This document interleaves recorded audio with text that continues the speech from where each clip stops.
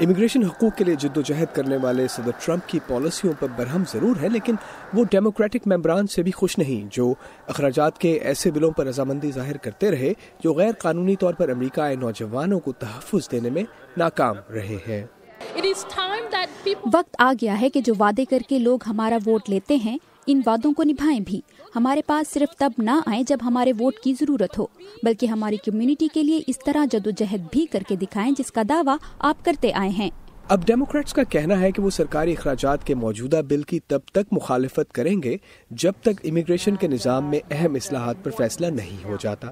ایسا کرنا سیاسی اعتبار سے خطرناک بھی ہو سکتا ہے۔ مسئلہ یہ بھی ہے کہ وائٹ ہاؤس سے اس معاملے پر متضاد بیانات سامنے آ رہے ہیں۔ پچھلے ہفتے صدر ٹرمپ نے پہلے امیگریشن پر متفقہ بل کی حمایت کی اور پھر اسے مسترد کر دیا۔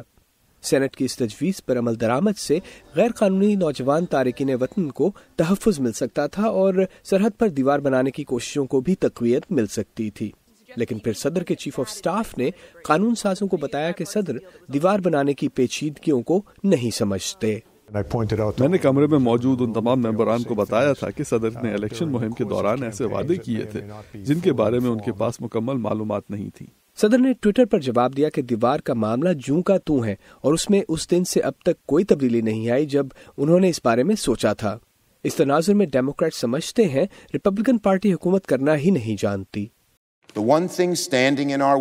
ہمارے درمیان جو ایک مسئلہ حائل ہے وہ وائٹ ہاؤس سے افراتفری کی نہ تھمنے والی لہر ہے۔ ریپبلکن انتشار کا شکار ہیں اور ہمیں نہیں معلوم کہ ہم مذاکرات کس سے کریں۔